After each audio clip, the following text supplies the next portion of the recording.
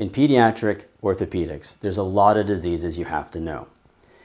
They're not really going to confuse one for another, but because there are so many and each of them have so many little nuanced details, it becomes challenging to get a hold of them all.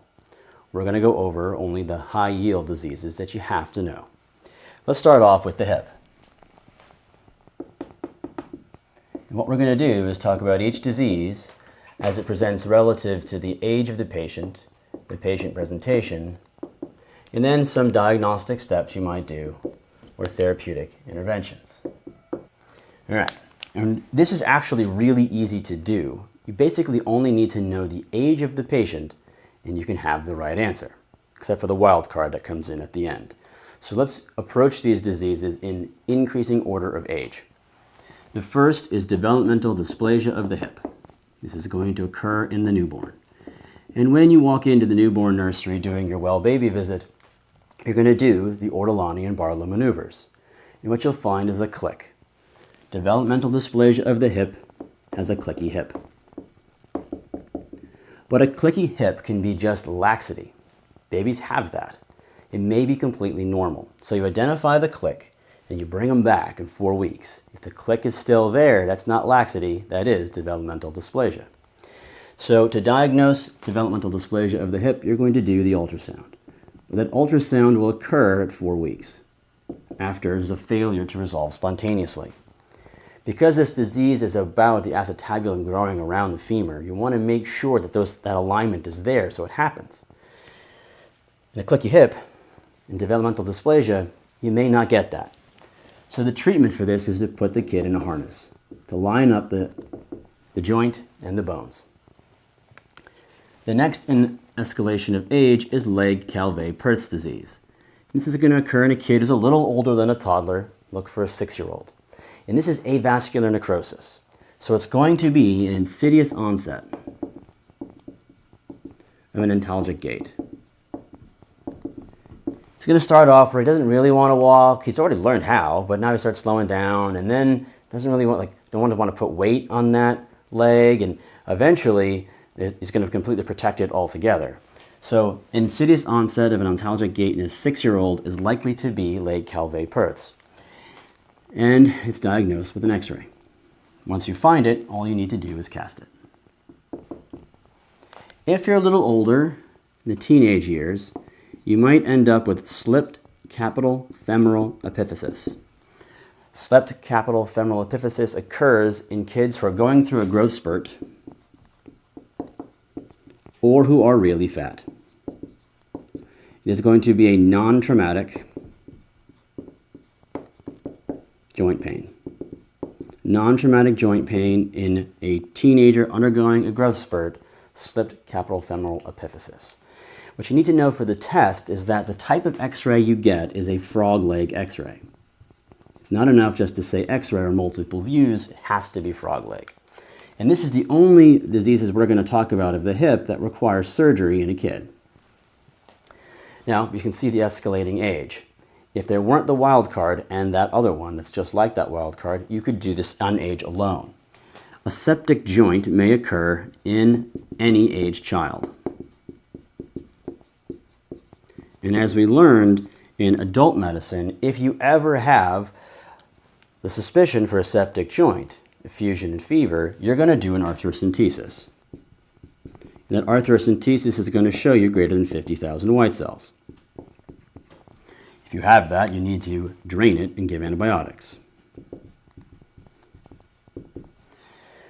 That person on the test who presents with a septic joint is going to be obvious. They're going to be toxic. You're going to see fever, leukocytosis, elevated inflammatory markers, ESR and CRP, and the inability to bear weight. These 4 things are the Coker criteria. You will not have to calculate a Coker score for the test, but know what it is when you see it on the wards. When it's obviously septic, you're going to tap them and give antibiotics. But the look-alike to septic joint, transient synovitis. Transient synovitis occurs at any age and generally presents with hip pain. It usually occurs after a viral illness. This is not reactive arthritis like we discussed in rheumatology, but has a similar concept. Viral illness, and then a couple weeks later, hip pain. But that hip pain may be really bad, so you might see the inability to bear weight.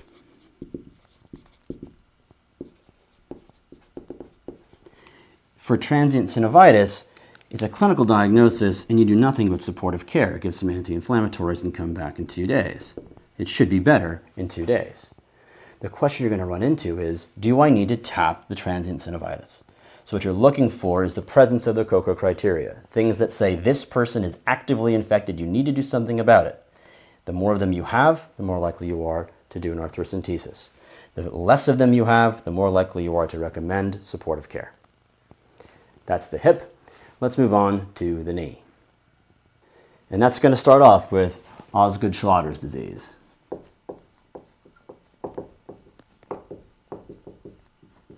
Osgood-Schlatters may also be known as osteochondrosis.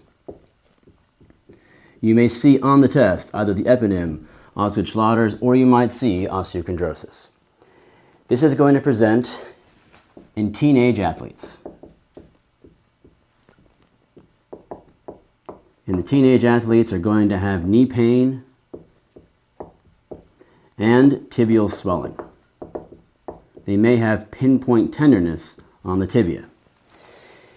It matters because they're athletes, right? And the diagnosis being clinical, you can make the treatment choice right out the bat.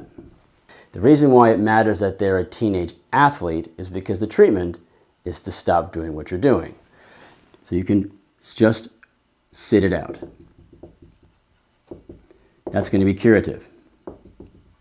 Or you can just work through it. And if you work through it, you're going to have this palpable nodule in the tibia for the rest of your life. Now, if you're talking to a 16-year-old varsity athlete who's identified by their sports playing, it's going to be really hard to convince them to not keep doing what they're doing. But it's actually okay. Both end up being fairly benign. So likely the test question is going to be, what is the diagnosis, not how do you treat it, because the kid's going to make the choice himself. The next diagnosis is scoliosis. And this is a deformity of the spine.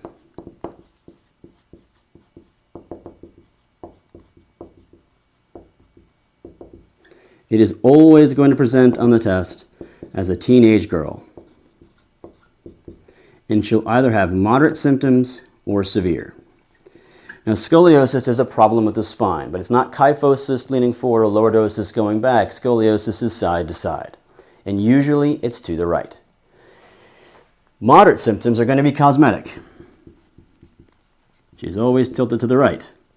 Severe, though, if you get tilted far enough and the ribs start coming together, there's no room for the lung to expand, and you might actually present with dyspnea.